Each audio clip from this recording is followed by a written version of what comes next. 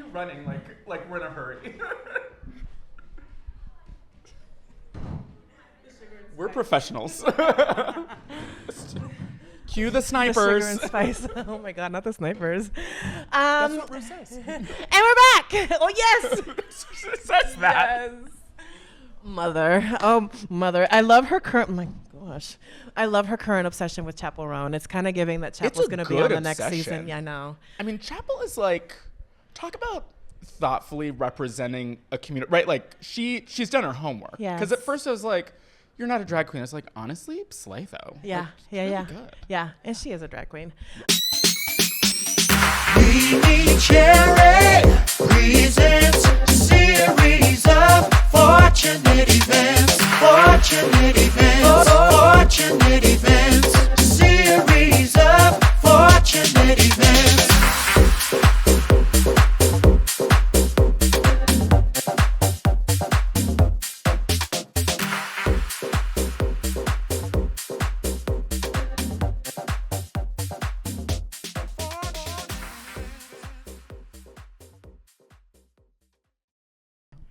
Hello, hello, hello. Welcome back, everybody, to the latest episode of the series of Fortunate Events, a podcast brought to you by who? Still me, MeMeCherry. And I'm joined today by... Warren Logan. Bam, bam, bam, bam, bam. So, I hear you. I already hear you. Mimi, it's been a minute. Where you been, girl? What you doing? How you doing? Well, she's 20 pounds lighter and shooting for another 20 or 30 more. Still gainfully employed, gained a boyfriend, lost a boyfriend. Oaklash this year was better than ever. It was amazing. Volunteer coordinating went even better this year. The performances were amazing. Sasha Colby asked me to have a peace pipe moment with That makes sense, her, yes. which gave me life. And at Oaklash, one of the highlights of the block party was this beautiful angel right here and their team. Their team, Mimi, what? They have a team? A whole team. Next to me, I have Oakland resident, dog dad, and again, low-key, their team helped deliver an amazing block party at this year's Oaklash.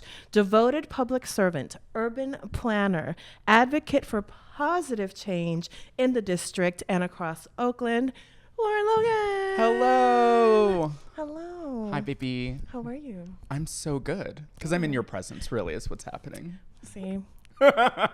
Recognize game. It's so a good to beautiful see you. day. It's summer time. It's very, very muy caliente, muy She's caliente. very warm outside, Yeah, yes. yeah, I know. And the commercial break, I think we might open the door. It's just people were kind of like, oh, way to get inside. And I'm like, yeah, no. Yeah, I want to be outside. I want the breeze to waft through my non-existent hair. Exactly. So, Mr. Warren, tell me a little bit about yourself. First of all, baby Warren, tell me. Oh my gosh, I feel like I'm still baby Warren now, but baby Warren was born Warren Mitchell Logan, 6 pounds, big baby, in San Diego, California. Okay. To two adorable parents who very quickly split up. Oh, it That's fine. happens. Yeah, 50% of millennial parents. Yeah. But yeah, baby Warren was definitely baby gay. I was looking through some photos of me at like 3 or 4, and like, you know how you frame a photo and then like sometimes it blocks part of the photo? I was pulling out my baby photo and I'm sitting on my mom's heels. And I'm like, who was I kidding? That like this very little boy was very, very gay. I mean, you know, we follow the things that call us, right? Yeah, the heels were calling me, I guess. Well, speaking of calling, what inspired you to run for Oakland City Council? Yeah, so let's fast forward now 35 years. and Yes. Only 29, 6 times now. I think what really called Anniversaries. Me, We yeah, love right, anniversaries. exactly. Anniversary of 29. I think what really inspired me to run for Oakland City Council was a stint that I did as a emergency director during COVID. Yes. So I'll like tell this quick story for Yes, all the girlies. please, because I know about it, but I would love for them to know. For sure. So Oakland actually won a number of awards for the way that we handled COVID. from Come on, award winning. come on, Icons only. Right, yeah. Turns out targeting services in low-income POC communities that are at risk of COVID is exactly the way to save lives. And that's really what we did. Yeah. So instead of having testing sites that were accessible to everyone and easy to get to, we put the testing sites in the neighborhoods that we knew were at risk, in places that were like culturally competent. The church around the corner from your tia's house, right? Like we did them at the West Oakland Health Center, right? And then we made the hours not 9 to 5 like everyone thinks of. We made them 9 p.m. to 5 a.m. kind of a thing. And so many people who... That alone is pretty radical. That part. And so I'm really, really proud of the fact that we were able to like meet this moment. But the reason that ultimately caused me to run for office was finally seeing the government act right. Finally seeing us... Ooh, seeing what it can look like when it works. Correct. Tivana. Right? Like, and to see the same people who were my staff turning up the volume, right? And saying, oh, I can do that right now. Us thinking outside of the box every single day. And so don't get me wrong, dear listener, it was and watcher. Yeah, and watcher, right? Like it was it was very challenging. But to see so many people come alive and meet the moment tells me that all of this is possible on a regular basis without a pandemic. We just need the aliens to land. We just need the aliens to land. That's exactly right. They're already here. Turns out, and here we are. Now you know. But that's why, right? I said, gee, you know, if all it takes is this strong leadership to really pull people out of their shells, maybe I can be one of those leaders. Yeah. No, for sure. It's interesting. Like, we're in a post-pandemic in terms of like the height of the pandemic, but we're definitely not in a post-COVID world yet. I don't know if we ever will be. I think this is how it's going to be for a long time. Yeah. And when we think about how people are, I think, experiencing the hangover of COVID, right? Yeah. You and I don't have COVID right now, right? We're not wearing masks. Here we are indoors. Yeah. And yet, a lot of the economic issues that people are dealing with probably would have been felt 2 or 3 years ago, if not for PPP loans, if not for some of the programs that I managed for business resilience or traffic safety, right? Sure. And so even though we're post-COVID in the sense that we're not ringing alarm bells, there is plenty of work to be done still. Yeah. What are some unique challenges and opportunities that you've encountered in this process of being a candidate? Totally. One of the, I think, joys really, but it is also a challenge, is carrying everyone's stories, right? I get to meet hundreds and hundreds of people a week. And I love that. Like as a true extrovert, it's like the sun to my sunflower, right? And at the same time, trying to honor every single one of those stories as its own truth, even if I don't necessarily agree with all of those issues, right? Sure. And to try and, I think, fully understand where someone is coming from and get to the heart of like, how did we get here? Yeah. Without feeling defensive, right? Without feeling like this is my fault. Yeah. Even when it might in fact be. And then trying to, at the end of the day, make up policies that are going to help people feel seen and have their lives genuinely improved. Yeah. And that's hard. Yeah. You mentioned, to play on this a little bit, you mentioned like that sometimes you don't agree with what people's causes or needs or complaints or whatever are. We are in a very divisive, divided world, society, country. It's a political year, which drives division up. Things get amped up. How can we, especially some of us, right? Some of us that fight so hard for queer liberation, for example, how do you sit across and break bread with like a GOP hardcore conservative white person that you know is like going home and like low-key hating you? Like how do we do it? Well, great question. I don't know if I have an answer to that. Yeah, but I know that this was not like a prep question. No, you're it's totally just kind fine. of I like, love it. Yeah. I love difficult questions. Whenever I have like meet and greets, people say, oh, let me ask you an easy question. I'm like, don't do that. Yeah. Ask me tough questions Yeah. because I have been working in city government for 15 years now. If I can't answer tough questions, I need a different job. Sure. To answer your question, I think for starters, I'm going to change the premise slightly. For sure. Yeah, and take it however you want. Totally. Yeah. Fortunately, in California, and especially in the Bay Area, I have yet to sit down with those staunch conservatives that are like, gay people, bad, women's rights, no. Like that isn't really what's happening here. Sure. And yet, it feels like a lot of the challenges that Bay Area residents, Alameda residents, Oakland residents experience still feel like they're at a fever pitch. Yeah. Why is that? And I think it's because we are, in one hand, attributing the very real effects of the federal government's back and forth on our everyday, even though I am not your enemy. And I'm going to give you an example. I was canvassing at the West Oakland Farmers Market, which we love. Okay. It's brand new, and this trans woman came up to me. Okay. And I'm like, hi, I'm running for city council. My name's Warren. Sure. And she was like, are you running against this person? Because, and started launching at me. And in that moment. Against one of the other candidates? It was just someone who supported one of the other candidates. Oh. And the thing that she was sharing with me, I had to immediately say this person knows nothing about me. So you're yelling towards me, but you're not yelling at me. Because some of the questions were, are you running because the incumbent is a woman? Are you running because she's black? Are you running because you're anti-queer, right?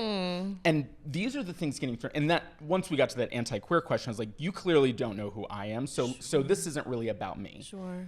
And that really helped me actually take her standpoint to say, you're afraid that the moment of peace you feel in the city of Oakland right now is under attack, and that I might be part of that. So I just kind of took a breath with her and said, okay. And I went from here, I stood next to her and said, I can understand that the fears you're feeling are real and that you are concerned about your safety. And I'm not the one. Yeah. And here's a little bit about me. Yeah. Because while I think a lot of folks feel like if you are not 100% for what I'm working on, then you must be the enemy.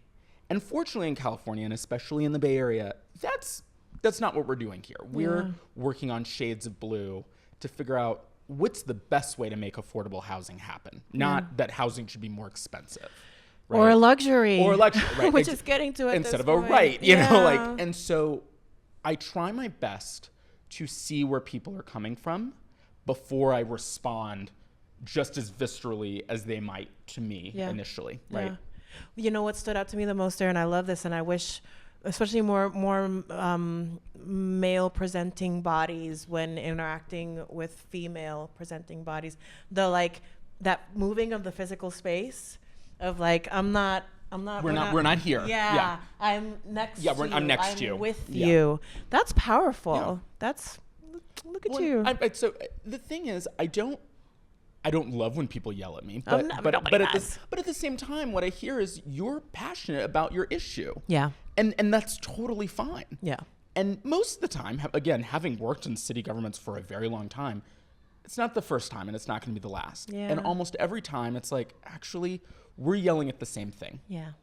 So let's yell together. Yeah. Don't yell at me. Yell with me. Yell with me. Yeah. Well, we're going to get to know Warren a little bit more, but first we're going to play a fun little game. But before that, enjoy a cute little commercial break. Bye. We'll be right back. Midnight across America. We start our journey well into the midnight hour of our friends in New Brunswick and Nova Scotia. Join us as we follow midnight across the continent. It's midnight in the Eastern Time Zone.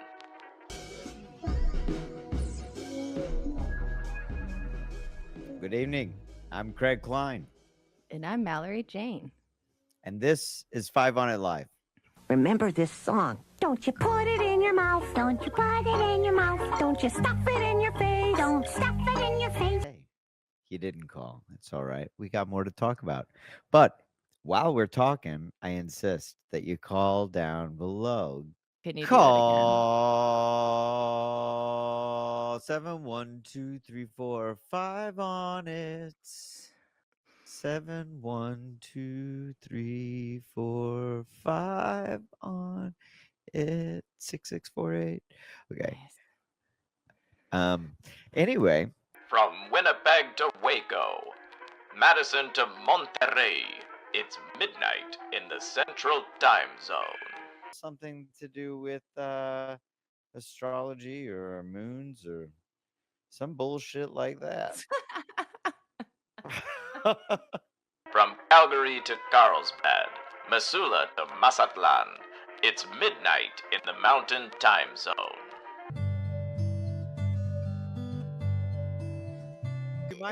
Do you mind holding on just 1 second? And we're gonna roll our midnight footage, and we're gonna come right back to you, and then we're gonna roll the credits. But just hang out with us for just a second, okay? Hey, it's midnight. Producer Chris, midnight. From Vancouver to Vallejo, Salem to San Diego, it's midnight in the Pacific Time Zone. Thank you for joining tonight's broadcast as we followed midnight across America.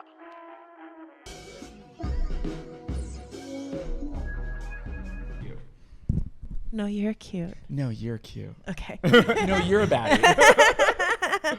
All right. So we're back. Welcome back. Yes. So I have a new game. I mean, it's kind of not, I'm not reinventing any wheels here, but I figured we could keep it fun and bubbly. And I'm kind of like in a rebrand kind of mode. As you noticed, there's a new logo. There's kind of like a new vibe. It's like spring renewal, refresh. So we're going to try to lean into positivity as we go on with the podcast. So with that in mind, it's just like a silly little game. We're just going to go a little round of this or that. I'm going to give you a prompt, and you tell me which is like you, which is your vibe, which is your energy, What which is is your bringing you aura. joy? The Marie Yes. Kondo. We have 4 categories, 4 prompts. So in our food category, sweet or savory, Savory. coffee or tea, Tea. breakfast or dinner. Dinner. I'm all Brinner. I'm like, yes. Spicy or mild? Spicy. Okay, thank you, because we were not going to be able to be friends. Yeah, no, we'd have to stop. Yeah, spicy. Not Thai spicy. I want to live the next day, but spicy. You can give me the Thai spicy. I'll eat yours. Good for you. Oh, Your food. I mean, Places, beach or mountains? beach. Cute. We're still friends. San Francisco or Los Angeles? San Francisco. Cute. Museum or theater? Theater. Cute. I feel like both are good answers. Road trip or plane trip? Plane trip. Yeah, give me a plane. I get car sick. Yeah, me too. Yeah. Oh. I know. And it's funny, like, I take Ubers a lot, and sometimes it's Because like, she's a passenger princess. Yeah, of course. We know this. I'm gonna get my license back. It's my goal this year. I swear What's I'm gonna the do point? it. The cars are going to drive themselves, and then Hawaii and Puerto Rico are Oh, the okay, point. fine. Yeah, like other places in the world where like Uber might not be, or like a bus or like a BART as readily available. That's literally why. Gotcha. If I lived here forever and ever, never went anywhere in the world, it wouldn't Then you matter. wouldn't have driven. Yeah, exactly. But no, but it's my goal. And also, my grandmother never learned how to drive. I know how to drive. It's just that like I have a lot of anxiety around it. Long story, a few stories, but we're working through the anxiety. Another update is, she has removed alcohol from her life pretty permanently-ish that. at this point, and going on 3 months again this time. I did like a 3-month stint and then started drinking again, and then realized I was like, what? I don't like this. I don't like Yeah. it anymore. Yeah, so going on 3 months, and so I feel like that's gonna help, because last time I took the behind the wheel test, I was so fucking hungover and like so scared, and I was like shaking like a little leaf, and it was like very obvious You that know I did this not. is my mission, though, is to help people not have to feel like they like have to drive, Yeah. right? Like my background's in transportation planning, Yeah. which is like so wonky and nerdy, except that behind it is this feeling of like I shouldn't have to drive there. Yeah. Right? Like I want to be able to walk, I want to bike, I want to take transit Yes. and feel dignified and sexy doing it, right? Like a lot of people actually hate driving. Yeah. It's stressful. Yeah. I myself not a fan. Yeah. But to get here I drove Yeah. because otherwise it would take me maybe an hour by bus, and I wanted to get here today. Yes. You know? Yeah. I know. And I take the bus and BART a lot, and I do have to bake in a good, if I'm going to the other side of Oakland, it's going to It's take time. me an hour. Yeah, because I have to transfer a couple times or something. But funny enough, having biked here Yeah. in the past, I have some friends who live near you. Yeah. Fun fact. It takes me 15 minutes to bike here. Yes. So biking's also an option. That's on my shorter list. I'm going to get a bike because It gives you a cute butt. That's the other reason. I also legit, it's because I want to perform at Rolling with the Homos. This makes sense. And yes. and skates scare me because I have like, I'm getting, you know, a little younger in the young, right? And breaking a bone after having broken my ankle a few years ago. I don't want to break bones. So skates scare me. But I figured a cute little bike. I'm already working With on the my tassels. number. Yeah, Yes. yeah. I have my number. You all will see it. I see it. Yeah. Okay. This or that. Sorry. No, and I love a tangent and we love it. And it's what this podcast is all about. If we don't have tangents, we don't have a pod. Pop culture, TikTok or Instagram? My age would say Instagram, but I love TikTok. Oh, I cute. do. She's a TikTok girly. Yeah, I'm trying to stay Alright. up on it. Yeah, I tried the talk.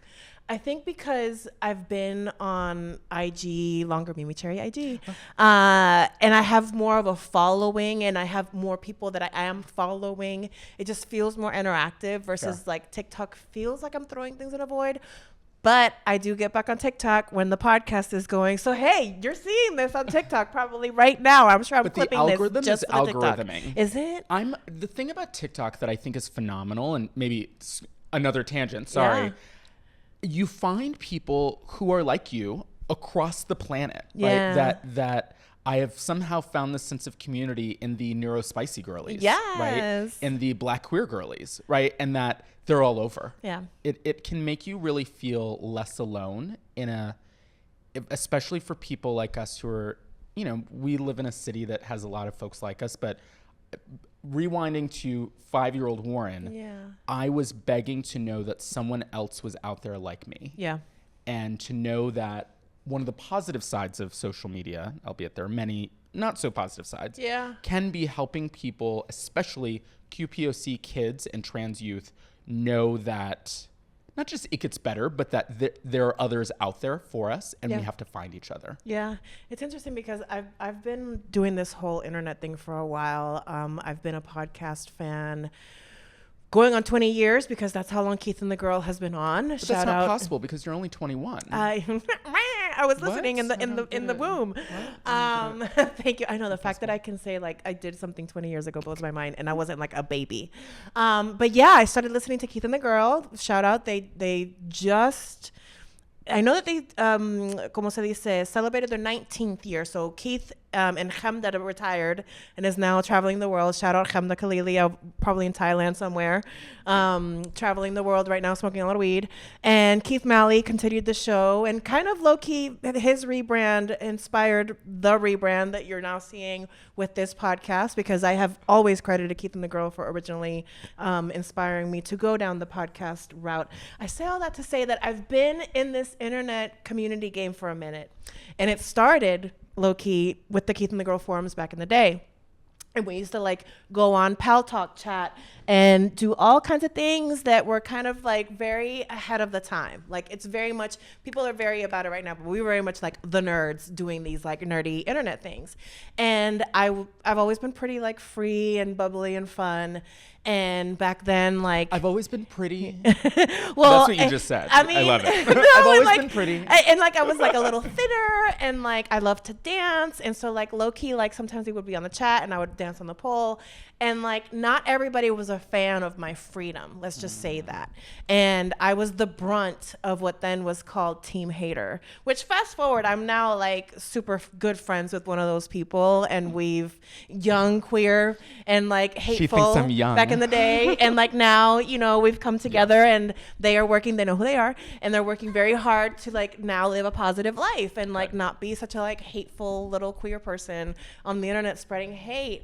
And so I think because I've experienced what I've experienced through the Keith and the Girl forums, through all of that, and then social media, seeing how it can be, I have like a very like satellite almost relationship now with social media. I try to not get too attached because it can mess with a lot of your mental health. Like it just don't get sucked in. Yeah. I tell people this. Someone was like, "You didn't post on Twitter about this subject." I'm like, Twitter isn't a real place. Thank you. I was saying that Like, to my this mama in isn't real. London. This is not real. Yeah. This is a representation. That too. Of a part of me. Yeah. Right. And my Instagram is a part of me in a way if I make it that. Exactly. But at the end of the day, even knowing someone in person is still a mask that we're all putting on. Several masks, surely. A full beat sometimes. Yes. Come on, therapy. Talking about that in therapy. Sorry, the masks that we wear. Yeah. Mask or mask? Mask no. or mask. Superheroes or villains? Ooh. I'm supposed to say superheroes, right? Like that's the correct answer. Sure. But we love a villain origin story. Of course. And funny enough, I was watching something that a lot of queer characters, especially in like Disney type movies, were always kind of like the villain, and because we low-key get villainized still to this day. So many characters in Disney are queer coded. Oh yeah. Scar? Queen.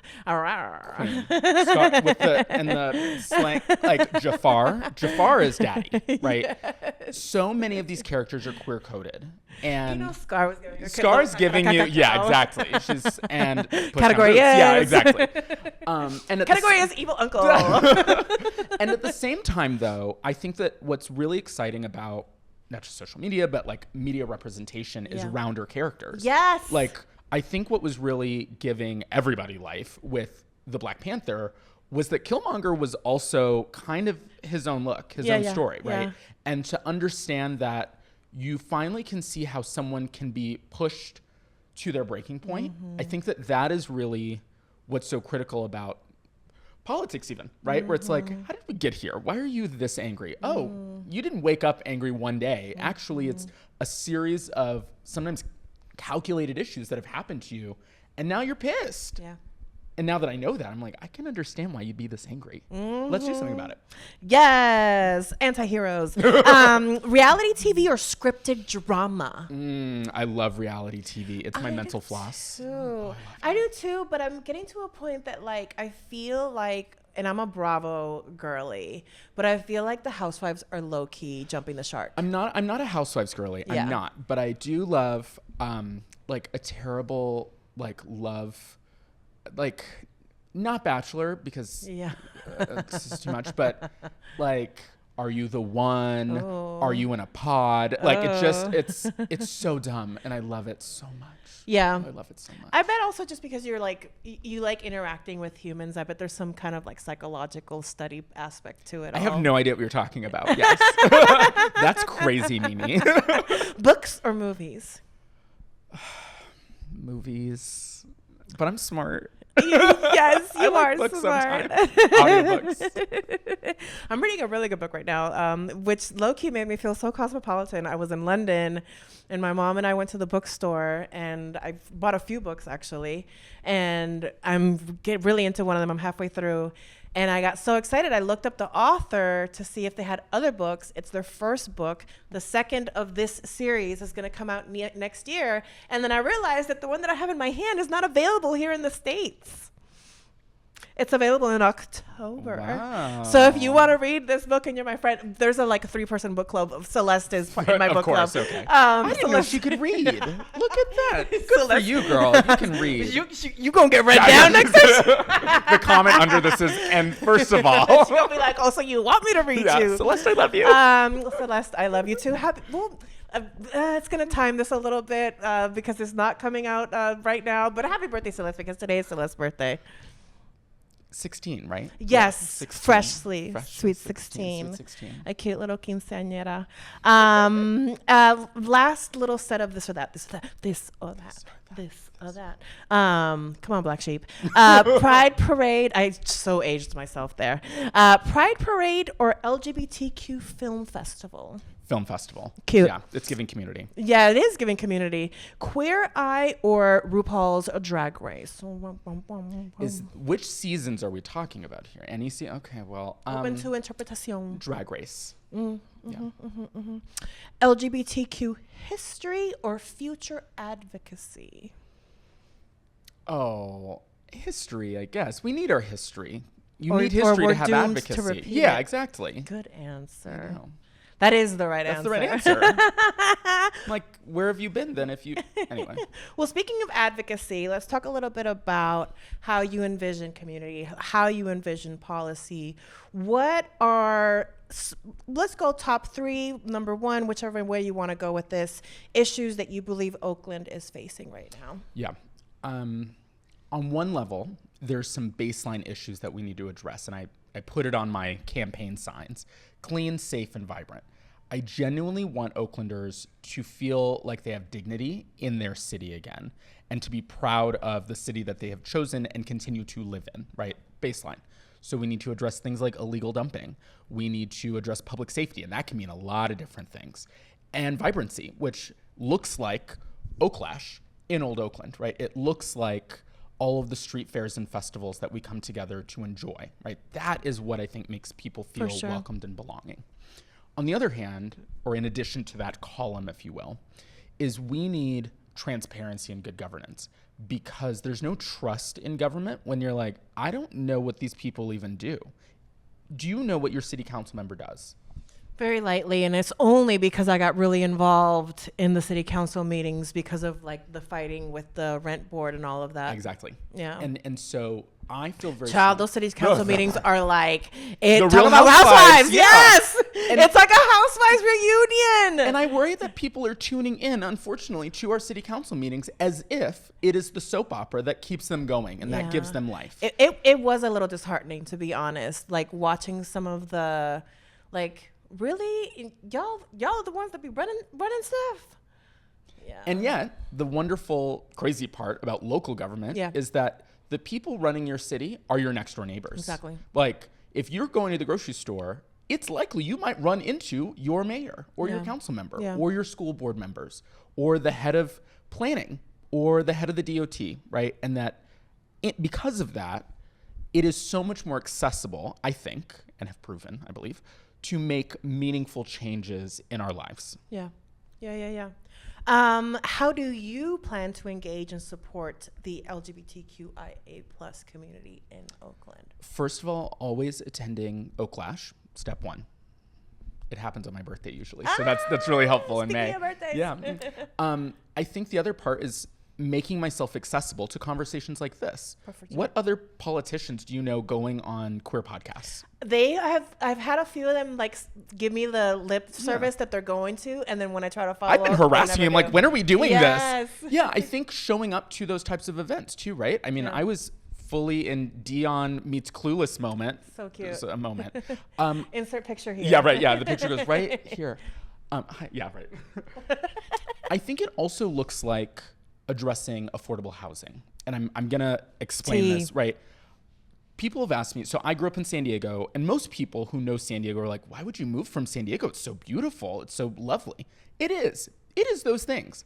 And I wouldn't say that San Diego is a super welcoming place for Black queer people. It's low-key conservative. It's not low-key conservative. It's high-key conservative. Yeah. It is turning bluer, which we love. They actually have a Latino gay mayor, which we love. And I choose to live in Oakland because when I look around, I see people who look and sound and act like me. Yeah. And who celebrate all of our differences as one. Yeah. The challenge being, though, that this is one of the most expensive places to live in the country. So if we're going to be serious about gay rights, we need to be serious about affordable housing. Yes. It should not, we can't tell people in other states, oh, just come here and you're safe. Girl, it's too expensive to live here. I don't consider it my forever home because of that. It can't be. If truly people should not have to be millionaires to afford a 1-bedroom apartment. Like, that's wild. Yeah. And so when we talk about sanctuary for our brothers and sisters and queer siblings, you have to be thinking about how we can welcome them without $1 million in pocket, right? So that's, to me, that also looks like being in community is making space in that way. Absolutely. Sorry, there's like other people that live here. Yeah. How dare they? That's weird. How other people dare they use the amenities? We do love density. Okay, I have a couple more questions for you before we go into our next little game. What initiatives are you most excited about implementing once elected? Once elected, we love that framing. So I mentioned a couple, which was about like clean, safe, and vibrant. Again, addressing illegal dumping, thinking about public safety from an environmental design standpoint. So not just, oh, how many police do we have or not? It's making our streets feel safe. And I want to double click on this for a second because I think a lot of Bay Area and probably California residents are thinking like, oh, public safety wrong. But there's one thing to talk about the statistics. This is the number of crimes that happened. Yeah. But then it's about the impression that people have that makes them feel safe enough to go outside. And as queer people, I think we are all very hyper aware of our surroundings, of what it feels like to be in a safe and welcoming space. I don't want to put the bar on the ground and say, well, there aren't any gay bashing incidences, so we're all safe. We know better than that. We know still that safety and security feels different than just that bar, right? Yeah. And so I think about a program that I actually created during COVID called the Flex Streets program. And in fact, Oaklash took advantage of this by closing down a bunch of streets and performing on them. So you're welcome. Celeste knows this. But that made a lot of people feel safe, helping them actually have access to public space. Yeah. Before we started this podcast, we were talking about the amenities in your home, your beautiful home. I love what you've done with the place. Thank you. And that people should feel this type of community at the park across the street as well. Yeah. Those are the kinds of things I want to think about. But the last piece here, and I touched on this earlier, is about transparency. I want people to know what it is your city government does. Yeah. And because we're on this podcast, I can use this example and you'll know what I'm talking about. On RuPaul's Drag Race. Yes. I see if you know where I'm going. The then winner, but before she won, Bianca Del Rio, is looking at Trinity K. Bonet. Trinity has just lost yet another challenge, and she's complaining about how she can't sing, she can't dance, she can't act. And Bianca looks at her and she says, I'm going to ask you a fair question. What do you do well? Quickly. And I'm asking that question of my fellow council members, of staff. What is it that you do well? Quickly. Because there are a lot of things that your local government does very well. And it should be sharing what those positive stories are. And at the same time, if you're not doing it well, let's understand why that is. Let's own it. Because you're not fooling anybody. We can see that the roads aren't paved, so you don't have to tell me. I can see it. But let's talk about how to improve, right? And that was, in fact, the moral of that story for Bianca to share with Trinity. This is an interesting metaphor I'm making here. It's really good, though. But it's, anyone who knows this episode, you'll know that moment where Bianca... I love Bianca. Right, I mean, Bianca's amazing. And please come on the podcast. Yeah, Bianca, if you could just join us and please. drag us, really, is what's going to happen. But the next episode, Trinity ended up winning because she acknowledged that the thing she's good at is dancing, is performing. Yes. And living in that truth made it so much better for her. Yeah. Oh, that's beautiful. Okay, I have one last question in this community policy kind of like little basket that we're in. There is a bit of voter apathy in the air. I'm sure everybody can feel it, smell it, touch it, especially amongst young people, in my opinion. How do we get people engaged, and how do we plan for long-term success like the GOP seem to be able to do quite sadly successfully? I have a couple of answers for this. Yeah. One is just to pull right back where I started, right? Making sure that people understand what it is that your local government does, because I'm going to share with you a brief story. Several years ago, like when Obama was president, that's how many several years ago, someone said to me, well, my streets still aren't paved, so what is Obama even doing for me? And I stopped this person and I said, Obama's not responsible for your streets being paved.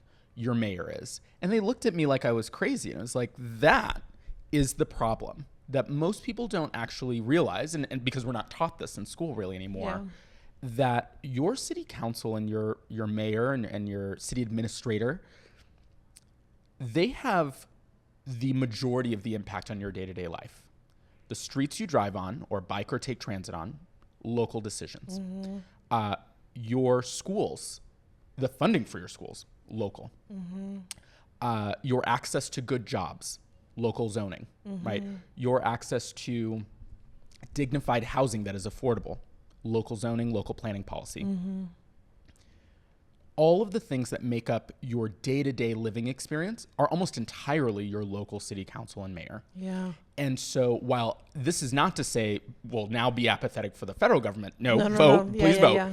But stay engaged in between every 4 years, right? Like the fact that I'm running this campaign and having to first start with, what a city council member does is actually part of the challenge, right?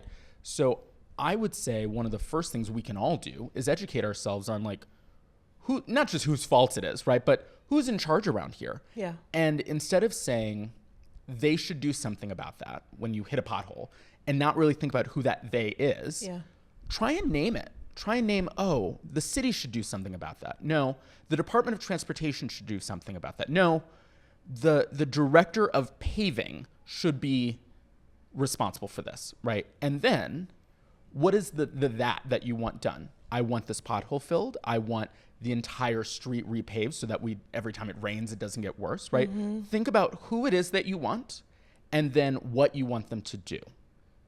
Because like a partner, right? Like a friend. Oh, I just want my friend to make me feel better. Okay, well, be more specific. Should I take you out to lunch? What's going to make you happy?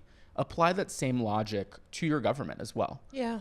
You know, it's interesting now kind of asking myself the question, and I kind of... What does Mimi want from her local government? Well, no, how can we get people engaged? And one of the things that I thought about, right? So I realized in this process, because it impacted me directly, that showing up to these city council meetings made a difference.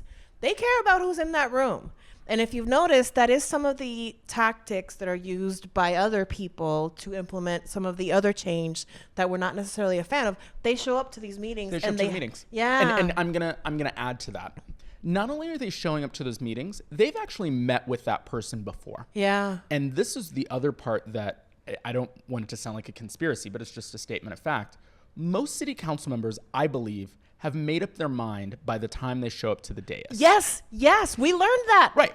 And so not to say that they can't be swayed by public outcry at a city council meeting, but I will flag, having worked in this space for nearly 2 decades now, if that is the only time you're prepared to engage on this subject, let me tell you, there is more work to be done. Yeah, no, we were sending emails. We were requesting meetings. We were yep. showing up in hordes to these meetings, and it was multiple meetings. And we felt like maybe they were trying to like kind of get us tired, because sometimes they would put it on the end of the docket. That's right. Yep. So that they would be talking about it at like 12:30 at night. If the council meeting is the first time you've heard about this, then I haven't done my job. Yeah. But one of the things that I've learned from council members in the past, and good mayors especially, is I've worked in a lot of different cities around the state, so I'll kind of share this story with you that I used to work for the city of Berkeley about 10 years ago now. And there were a couple of council members that were known for being, some people would say, too accessible. I thought they did a great job. One of them would have coffee every Thursday morning in downtown. And he would just tell people, I'm going to be here having my coffee and reading the news. If you want to meet up and yell at me there, go ahead, but please grab a coffee and support this local business. Others would host happy hours every Wednesday night just to show that they were accessible, because they were able to stay in tune with what people felt. And this is the other critical part. Not everybody is an extrovert. Not everybody wants to have their voice heard in that way. So what are the ways that we can have a government for introverts too, right? Yeah. And again, you know, we hear about meeting people where they are. That's true. But it also looks like meeting people where they are emotionally, right? Not just physically or temporally, right? Like, I'm a morning person. Let's go for a walk in the morning and talk about it, right? That, I think, keeps people engaged because they feel like they have a connection. The last thing I'll share is I hand out my cell phone number to everyone I meet. Some people have said that that's crazy. I like it. I'm on a whole bunch of threads with different neighbors. I am constantly hearing how they're feeling about their neighborhood, so that when one of them shows up at my doorstep practically and says, Warren, did you hear that this thing happened in our neighborhood? I'm like, yeah, you told me about this yesterday. I'm on the thread with you. And they're like, oh, great. So you already know. I'm like, yeah, I do. You do a good job of staying tapped in. Yeah, I feel like there's there's like some space there, going back to social media, where like social media could be tapped in a little bit to reach some of these younger people, to reach like our side that we're trying to get engaged. You know, I learned something just this week watching to the Jason Lee podcast, and forgive me, I forget her name. I'm really bad with names, but the one who said to Marjorie Taylor Greene, hard name to forget that one, the blonde bitch, bad bitch. Jasmine. Yes, she was on the Jason Lee podcast, and I moved a lot as a kid, so like civics for me is not something that like I'm like super knowledgeable on. But even some of this stuff I feel like a lot of people don't know about. And so when we think about the representation in Washington, a lot of it is rich and white. And the majority of it is rich and white. Yes. And a big part of that is because you have to have a home in Washington, a place to live, not necessarily a home, a place to live in Washington, D.C., and maintain your home back home. And how many people do we know that can have 2 homes at the same time? And that she was advocating for better pay for people that represent in government, because some people were like, living in their offices or living in their cars. I'll do you one better. Here locally, right? There was a study done several years ago about, we're talking about transit, about the SFMTA drivers, the Muni drivers for folks in San Francisco. Yeah. None of them live in San Francisco. Yeah. Many of them live, not even like, they live in Oakland. They live in Antioch. They live in Tracy. And what was happening was they were driving into the city at 2 or 3 in the morning, sleeping in the buses for hours just to be on time to work. Yeah. And so it's not just your representatives, it's the very people who are providing the services that other low-income people depend on. Yeah. And we're not providing housing for them. Housing. It all comes back to housing. That's the housing. running thread. Yeah. Wow. We're going to go on another quick little commercial break, and we're going to be right back. Thank you very much. Okay, BRB. Bye. In my crumble opinion. Hi, I'm Phoebe Cakes, and you're tuning into In My Crumble Opinion. Hello, my little crumb whores. Hi, my little crumb dumpsters. Hello, my little crumb guzzlers. Welcome, my little crumb dumpsters. Hello, my little crumb guzzlers. Hello, my little crumb hungry sub pigs. Hello, my little crumb buckets. Hello, my little cum lovers. Oh my god, I said cum lovers. Hello, my little crumb lovers. Go ahead and like, subscribe, hit that notification bell. Follow me on all social media platforms. Oh my god, that was so gay. Yeah, that was gay. Once again, I am Phoebe Cakes.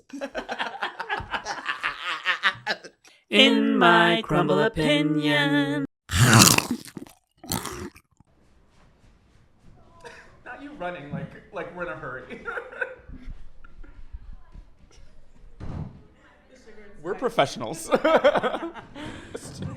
Cue the snipers. The sugar and spice. Oh my god, not the snipers. That's what Bruce says. And we're back. Oh yes. Says that. Yes. Mother. Oh, mother. I love her current. My gosh. I love her current obsession with Chappell Roan. It's kind of giving that Chappell's going to be on the next season. Yeah, I know. I mean, Chappell is like, talk about thoughtfully representing a community, right? Like she's done her homework. Yeah. Because at first I was like, you're not a drag queen. I was like, honestly, slay though. Yeah, like, yeah. Good. Yeah, and she is a drag queen. I'm working on 2 numbers right now, and they're both Chappell Roan. One for Roland, which is like family friendly, and then another one that's more for the adults in the room. Yeah, I gotta figure out maybe one of these weeks that I can like not be working on a Tuesday. I probably should take it to Pillows and like try it out at Pillows first, like on a Monday night. Are you saying that Karma Is My Kink is not a family friendly? That's not event? the song. That's so weird. I don't get it. So I'll say it. You even if I spoil it, you won't even be able to like really envision it. So I want to do Pink Pony Club. Yes, of course. But famously on this podcast, I think many of you have heard and like off of the podcast. And if you know somebody, I've always wanted to get a pup on the show. And I'm low-key a little like fascinated by pony play. And so I want to do a pony play reveal in my Pink Pony Club number. The nesting dolls of this story are so good. Get into it. And then the Roland one is a different song, and that one is definitely very specifically family friendly. You could make it like My Little Pony-esque, and then I know, but it's a different song with a different thing and like a different approach. I'll tell you off the air what I'm cooking up. Because I need to get myself the bicycle so that I can just get mother to book me. Another silly little game. Gamelet. We'll call this a gamelet. Yeah. 2 truths and a lie. Let's be little liar pants. Liar pants on fire. I will give you 3 statements. And I told you to prepare 3 statements. I'll throw myself with the fire first. 2 of them will be very correct. One of them will be a liar pants on fire. Which one will have my panties on fire. So I've lived in Puerto Rico, which is kind of low-key a gimme. I've lived in Italy. I've lived in Canada. Did I ever live in Puerto Rico? Is that all been a lie? Oh my God. Okay, that's given. And I have to spot the lie. Spot the lie. Okay. I'm gonna say Canada is the lie. Good job. Because you told me about living in Italy when we first met. Did I? Yeah, you mentioned it. This is what I was saying about caring people's stories. I try and remember what people share with me because I'm like, it forms their life, you know? Because you told me about how you lived there, and you gave me a Lauren whole is story. going to remember everything. Now we And know that's that. the problem. I'll remember everything. It's actually a problem. Okay. Do you so have your liar, pants on fire, and truth bombs? Okay, so I'm not supposed to tell you which one is the truth and which one is the lie. Just give me the I'm statement. just supposed to say it. Yes. So, I used to have hair down to my butt. That's where my butt is. Not your front butt? Yeah, not my front butt, but my back butt. The first time I did drag was at Oaklash this year. Okay. And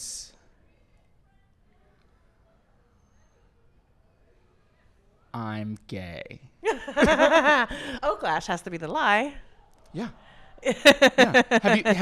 Did you see me do drag? I've only done drag once before. No, but you looked too good and you were too comfortable. Listen, so I think everyone has a drag queen in them, and like you just have to let it out. Yeah. But I will, if we can get it right here, you can make this magic happen. Mercedes Monroe put me in drag for a Butch Realness contest in like 2016. I want to say 2017. Stop it. It was like a long time ago. No. Maybe it was like 2019. Anyway, not important. Pre-Panini. Yeah. And did I tell you the name? No. Vanessa Williams Sonoma. I have a thing with names that I forget names, but now that you say that, I Now remember it. Yeah. And listen, if you can get it here, otherwise I'm just making a weird hand motion. I never felt so beautiful. It was like a moment where I was like, is this what it's like to be beautiful? Oh my God. Like Mercedes did an amazing job. And she's like, just a quick little beat. Boom, bye. Like it was wild. I know. I Vanilla Meringue did my makeup this week for the little photo shoot that I had. And Celeste was art directing, and Nicole was an amazing photographer to partner with. But Vanilla, I was legit honored to have Vanilla paint me. And when I saw myself, I was like, oh my God, I look so cute. And then when they put the wig on me, I was like, oh my God, I'm the love child of Trisha Paytas and Snacks. Shout out Snacks from Oasis in San Francisco. Snacks, come on the podcast. Trisha, I'm telling you, I'm going to manifest you, Trisha. I've been saying it. I will keep saying it. Is there a magic Trisha word? Paytas. Trisha, money? How much? You don't say it, Trisha. And then she appears. Trishy like fishy. That's how much of a fan I am. I went to your show, Trisha. I have pictures of us at your show. Trisha, come on the podcast. Say swim fan again. I know, right? Seriously.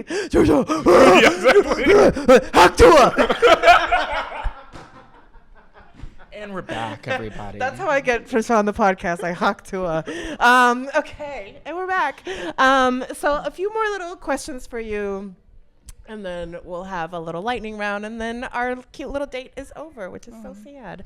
Before we get sad, if you could have dinner with any historical and or pop culture figure, who would it be? And what y'all talking about? Ooh, great question. So it's not a cop-out. This is a real answer. Yeah. I would have dinner with my grandfather. So my grandpa passed away in April of last year Me too. at 106. So we live, and then we lived a lot, right? And he counts as a public figure because everyone in San Diego knows my grandfather. He was responsible for getting Black and brown families homes in red line neighborhoods, or I guess green, in neighborhoods they weren't allowed to be in. Over and over and over again. He blockbusted half of San Diego. It was crazy. And he is known for being the first African-American Board of Realtors president of the Southern California district. Come on, Board of Realtors. Wild, yeah. My dad was the second, so that's how many Black people they've had. But what I would want to talk to him about is I I really miss him. Yeah. And I'm in this moment right now running this campaign where I feel like I'm fulfilling like his legacy. Like he could have never run for office at the time that he was really like building so much community power. Like that was not an option for Black men in San Diego, right? And so he took every other avenue he could to empower our community to be better, to have resources. Yeah. And so I want his advice. Like how can I do my best in spite of all of the challenges that we're seeing, you know? And yeah, he just was like this font of wisdom, and very fortunately he was very mentally present, like right up until the end. And so like he'd have read the newspaper before you even got to the, breakfast table. Yeah. He's like, "Oh, Warren, what do you think of this policy?" I'm like, "I just got up. Let me read." Good morning. Homework. Yeah, I'm like, "Hi." But we would spend hours debating state policy for how to get homes in neighborhoods of color, right? Yeah. Like, I miss that. And I really, he was my sparring buddy, and so I want to do that again. Yeah. Yeah. Oh, yeah. I miss my grandfather too. I think about him all the time. And I would consider him a historical figure too, because you can Google him. Yeah. Yeah. Well, now, I guess you can Google anybody now, but if you Google him, his name is Theophilus Alonzo Logan. So here. Yes, I saw you have your dad and your grandfather on your website. Mm-hmm. Yeah, I saw them. And talk about apple tree. I mean, we look all the same. Yeah, that lineage is strong. There. Yeah. If you had a superpower, what would it be, and how would you use it to improve Oakland? Yeah, this one is easy. Like the translator app where you can just like imagine if you knew every language and you could translate. But instead of just knowing every language, understanding people, right? Because people can speak the English. Cultural differences. Right, yeah, the cultural differences and like what people are saying. And I was thinking about this question this morning before I came over here because I knew what the answer was, and I was like, how do I explain this? I was looking at tweets today. That was a mistake. And one of the tweets, I won't name a name, he's a friend of mine, he was saying that he's frustrated that people have moved to Oakland and are complaining about all of the bad things. And the comparison he was making was people don't move to Seattle and complain that it rains.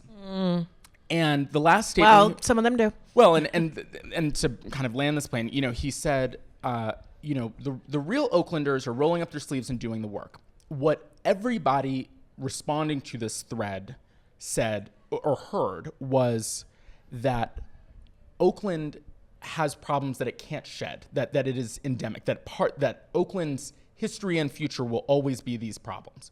I think what he meant was, stop complaining and start working. Start helping me make this better. Yeah, for sure. And I see that miscommunication all the time. For sure. Where one person says one thing and the other person is like, why are you bashing on my city? And it's like, that's not what that person said. Let's go back to one. You'd be a super communicator. Exactly. Oh. Yeah. Just to be able to say, nope, this is what they really meant. Here you go. Now fight about that. Yeah. So that's cute. I like that. If you could have any fictional character as your bestie, who would it be? And what y'all doing? Either it's Leslie Knope from Parks and Rec. Okay. Probably for obvious reasons, because she's wild. Or Quinta from Abbott Elementary. Mostly, that would be the other person I'd love to meet. I just think she's so funny. Yes. And watching her meteoric rise has been phenomenal. Yes. To go from a meme to like on award stage. To a phenomenal writer, and so her character, I think, Janine is so funny because she's so dorky, and I'm like, I love this, but so sweet and so like. You can tell that she has a good heart. Yeah. I approve. Great. I approve of this message. Stamp. All right. So before we close out this cute little chapter of today's podcast, this is a lightning round. Very fun, quick, shoot from the hip. I did not share these ahead of time with Warren. Help. Nothing serious. Nobody's knows this is not rocket science or brain surgery. If you could instantly become an expert in anything, what would it be? Rocket science. I feel like you look at like your communications. Communications, yeah. If you could live in any fictional universe, which one would you choose? maybe Xenon Girl of the 21st Century? Who's The that? Disney movie. Girl. After this, we're going to watch this. Xenon Girl. Really? That's when I get to say I grew up in Puerto Rico. Xenon Girl of the 20. She lives in space with her friend who's Raymond Simone. Oh. Really? No. After this. It's my homework. Yeah. Okay. Here goes and they like have a whole. It's so good. What year was this? Oh, I don't want to reveal that. So It was you like have to. 2000 or something. It's like I was a baby. 2000, I was 20, so I was out in the streets. Not these streets. That one. I was out in the streets. If you could eat one food for the rest of your life, what would it be? Sushi. Ooh, pineapple on pizza, yay or nay? No. That was a quick I no. was ready with the no. If you were stranded on an island and could only listen to one artist's discography, shout out Omar Johnson, who asked me this on a date, and I love that my answer many, many years ago still stands. Whose artist is it? Lauryn Hill. Cute. Mine was Beyonce, and I remember he looked at me like I was crazy. I mean, she has a lot of songs. But this was That's a variety. This was a while ago. This was maybe 8 years ago. Okay. So the discography wasn't like where it is at now, right? But I have been like from Dangerously in Love. Like I am just a Beyonce fan. And What about Destiny's Child? Does that count as part of the discography? we can, yes, we can. Because then you're adding a lot more tunes to your violin. For sure. But I remember when Renaissance came out, I texted him. It was like, my answer still stands. Oh, bitch. Doubling down. Yes. How do you start your day? In a panic. How do you end your day? In a panic. What's your favorite holiday? Ooh, Thanksgiving. What would you like to be remembered for? Being a welcoming friend. Anything else you would like my beautiful audience to know? Oh, how much I love my family and friends, and that I really want that warmth that I've had for so long to permeate through this whole campaign. You know, like it can feel very exposed, but I don't know. I love meeting new people. Like I hope that people experience that as I'm running. I can attest to that. When Warren showed up for Oaklash, they were like, put me to work. And I said, you're going to vamp. You're just going to walk around and vamp. And they were like, it's done. So, I got a lot of steps that day. so 25,000 for me. Yeah. Oh, I should check. Yes. Okay. Anywhere on the internet, link-wise, that you would want them to like beep, bop, boop, bop, beep? Several opportunidades for you. Give me all of them. So website, warrenforoakland.com, FOR, for Oakland. On Instagram, Warren for Oakland. And then Twitter, Warren for Oak. We like to keep it sweet and simple. Yeah, those are the three options. Yeah. Nice, cute. Yeah. Vote local, vote federal. That's a conversation. We can talk about that another day. What's happening over there? That's for a different podcast. Look out for more content. I want to get creative this season.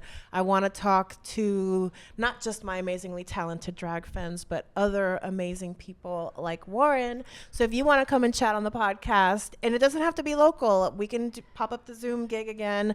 I'm more than happy to. I just want to talk to anybody that has a voice to share and something to say. I'm really excited about this new season. I'm feeling refreshed. I'm feeling renewed. I'm feeling inspired. I'm feeling tapped into community, and I want to bring that to you. I'm going to try to get Sam Sebastian back on the podcast. He's back in town and has opened his massage books. So, if you want to get a massage and you're in the Bay Area, please book my friend Sam Sebastian. He's super amazing, Sam Sebastian Somatics. But if you go into the catalog of the podcast, many, many years ago, I had Sam and their partner Finn on different separate podcasts, and Finn also. The Finn's podcast was amazing. But my episode with Sam, I've said it for years, and I will continue to. It's one of the ones I'm the most proud of. And I've had Heckelina, I've had Peaches Christ, I've had Bob the Drag Queen, I've had Warren Logan, I've had Mama Celeste, I've had Florida Man. But this sweet, sweet, very tall drink of gay water named Sam Sebastian, who basically put his heart on the table for all of us to look at how soft and human it is, and how we all have this very tortured human experience at the end of the day that we can make beauty out of. Go back and listen to that episode if you can, Sam Sebastian. I really want to get him back on the show. And yeah, I want to get Mama back on the show, talk about Oaklash, the current generation. I want to get Florida Man back on the show, who, again, go into the archives. We have Baby Florida back in the day. So get into it. Get into the new season. And I don't know, this is like always my least favorite part of the show. You just have to say bye. Bye. Bye. Bye. Bye.